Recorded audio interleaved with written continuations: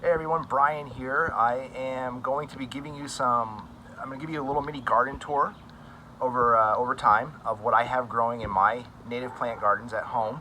My wife and I work really hard to keep these going and weed them and divide everything and make sure everything is real healthy. But today I want to focus on one particular plant that started to flower that is actually an amazing plant species, and it's all often overlooked. It's also kind of hard to find, a little rare, and a little bit picky in what kind of habitat it likes to grow in. And that's this little guy right here. No, it's not little. This is actually a really big specimen. This is Jack-in-the-pulpit. I'm going to give you a couple little facts about propagation and just some things you might not realize or know when you're out hiking and you see a unique little plant like this. Okay, so Jack-in-the-pulpit, now that we're in a little bit closer, gets its common name that we most often use from this flower right here that it produces. It's this little covered sheath, and inside there is the actual flowering organ. Now, this is the pulpit, and inside there is Jack. So you can see where it gets its name. Jack, as in Jack in the box, but it's not an actual box, otherwise it would be square. So it's Jack in what appears to be a pulpit. And this little tiny lid comes up to expose the flower. Now a lot of people, from what I've been reading, mistaken this for a carnivorous plant, and it is not. It actually just relies on pollinators the same way a lot of other perennials do. And it produces berries, and they're not edible.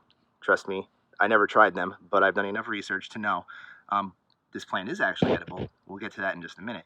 But this is where it gets its namesake from. Jack-in-the-pulpit. So let me zoom out just a little bit, show you what kind of plant we're looking at here. It grows these nice leaves, which are actually three-parted. So if you look at them really closely, you'll see that it's not poison ivy, leaves of three. This is actually just a compound leaf with three parts. So we're going to look a little bit closer at some of the other foliage that grows out of it at its base. This is all a characteristic of Jack-in-the-pulpit. Another thing, too, when you're looking at these, is this mottled maroonish, greenish colored stalk that it produces as it's growing.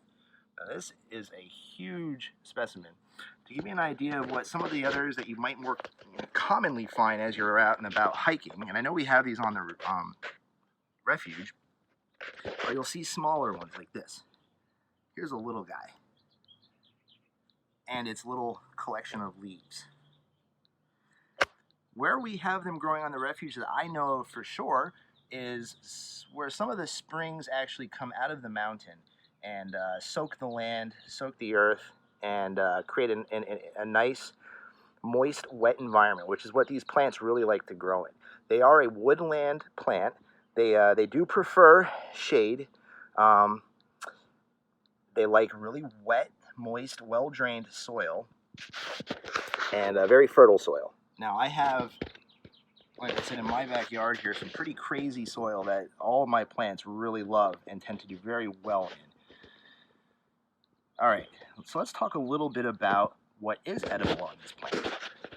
Jack-in-the-pulpit grows from what is called a corm. Now, it's underneath here. I'm not going to dig it up, but a corm is kind of like a bulb. So that brings me to its other common name. It is also known as Indian turnip. Indian turnip, why that name? Because the corm itself is actually edible.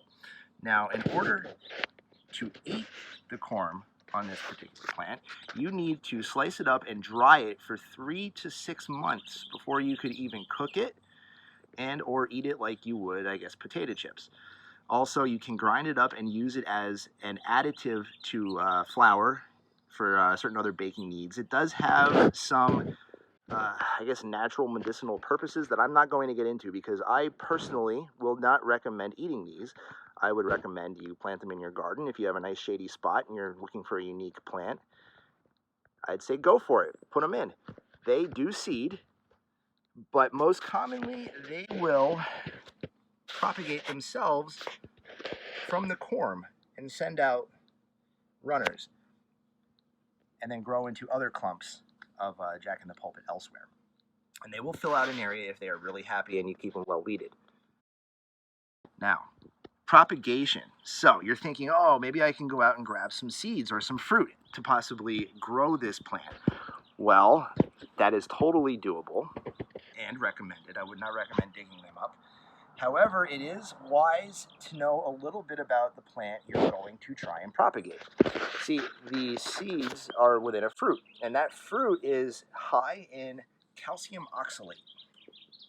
So what is calcium oxalate? Well, calcium oxalate is a skin irritant. Don't know the actual chemistry behind it. However, if you are going to harvest seeds from fruit, I would recommend wearing gloves, or maybe wash your hands immediately afterwards. But gloves are probably a better way of protecting yourself. Now, I've already harvested plants and seeds in the woods and ran into some major issues with different types of dermatitis problems, and I know from experience that research your plant before you go harvesting seeds. Another thing about it is there are, just like a lot of other native plants, invasive species. There is an Asian invasive species of Jack-in-the-pulpit. You can usually tell because the leaves aren't as pronounced as these, and they're 3 parts. And the actual flower is not as intricate as this one, nor as big. They're actually a lot smaller, lower growing, and very, very, very invasive. They will take over an entire area, and if you do have the invasive Jack-in-the-pulpit, I would recommend eradication. All right, everyone, I hope you enjoyed this little tidbit about a really unique woodland species of plant. I recommend, if you go to your local native plant nursery, if you have a shaded area and you're looking for a nice little showcase plant for that spot, I would recommend the Jack-in-the-pulpit. Thanks for watching, and stay tuned. I'll have a couple other plants that I will also be able to showcase in the near future.